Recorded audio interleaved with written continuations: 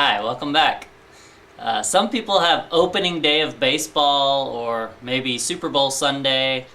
Some have the first snow of winter or the first colors of spring.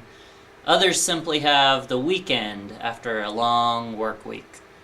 I don't know what it is that you personally look forward to throughout the year the most, but for me, one of the big things is New Music Day. It's a day I anxiously anticipate at least a few times a year. When one of my favorite bands or musicians releases a new album, it's a big deal for me. I'm always working hard to get to the store as early as I can.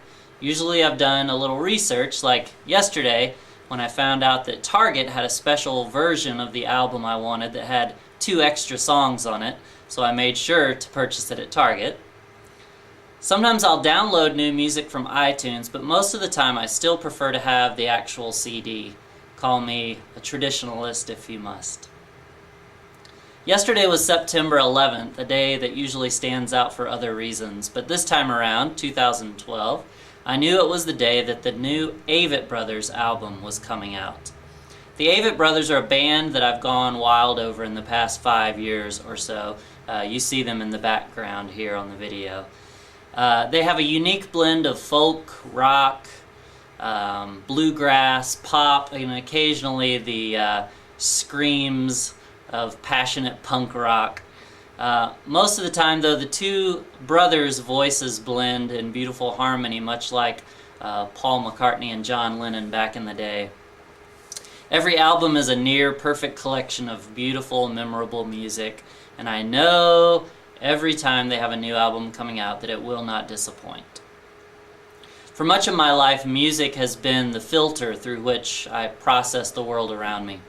Music itself, the sounds of the music, when the notes and the instruments are put together, combined with meaningful, poetic lyrics, this kind of thing enables me to experience joy, sorrow, mystery, and wonder by relating to the experiences that the artists are conveying through these songs.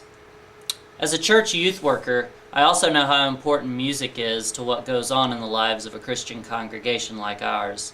And that's what I want to spend most of our time talking about today. The primary way in which church folks think about music is how it impacts their worship. We love to let music draw us into an experience of God, whether it's the familiar words and melodies of a favorite hymn, the emotional power of a contemporary praise song, a beautiful anthem shared by a choir, whether that's adult, youth, or children's, and even the reflective sounds of an instrumental piece, maybe from an organ, piano, harp, cello, guitar, or maybe a handbell choir. Music is an integral part of what humans consider the worship of God to be. My role in the music ministries of our church, Evangelical UCC, is fairly minimal, but I do get the privilege of planning the songs that we play in Tapestry. Tapestry is a contemporary service that we have at 10 a.m. every first Sunday of the month. Our first one for the new school year will be on October 7th. I try to pick songs for this that will appeal to all ages, always including at least one kid-friendly song with actions or motions. It's always fun to watch the adults get into these songs as well. This year I'm having even more fun than usual choosing the songs for Tapestry, though, because of the new program that our church is starting called The Story. This is a church-wide journey that we're taking through the whole Bible. It puts all of our worship services, our small groups, our Sunday school classes, our youth groups on the same portion of the Bible each week of the series. It condenses the scriptures and reorganizes them to flow chronologically, and it provides a 31-chapter story that we start this week and we finish in May. So I've gone through to see where we'll be in the story when Tapestry rolls around each month, and I've picked songs that match up with those lessons. For instance, in our first Tapestry service in October, we will have already gone from creation through Noah, Abraham, Isaac, and to the story of Joseph. So we'll be singing first Indescribable, a song about the wonder of God's creation. We'll also sing the classic kids song Father Abraham, which of course gets you moving by the end of the song. we'll sing several other songs as well that match up with the scripture stories that we've had. For the story, there is also a 2 CD collection that was released with all original songs from Christian artists like Chris Tomlin, Casting Crowns, Nicole Nordeman, and several others. The songs are told from the first-person perspective of the biblical characters that come up in the story. David, Ruth, Mary, the mother of Jesus, Paul. These are just a few.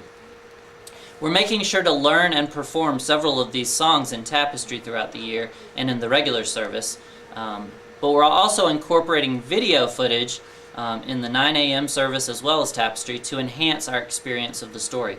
There's sort of some illustrated music video type things that go along with each of these songs that the story has put out, as well as other video that goes with each of the stories chapters.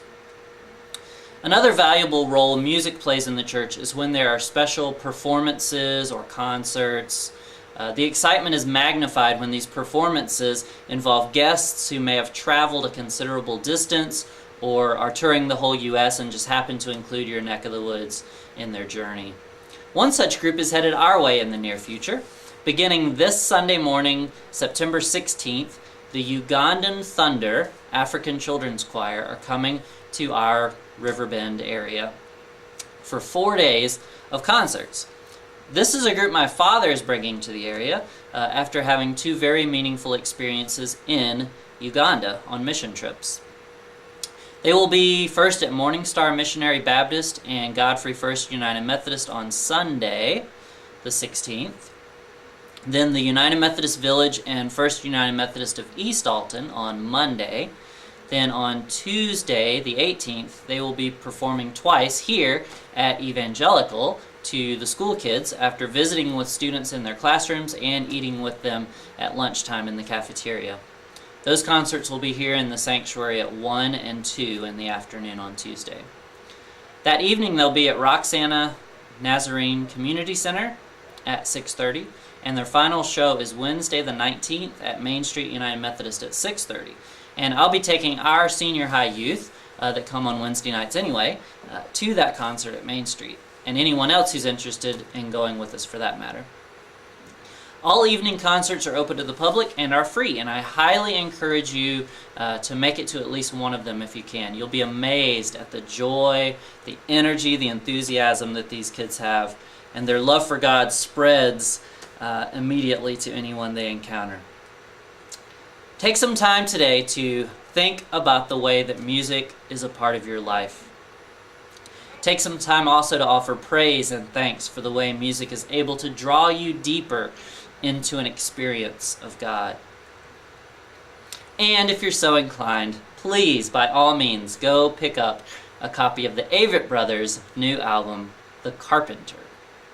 Thanks. See you next time.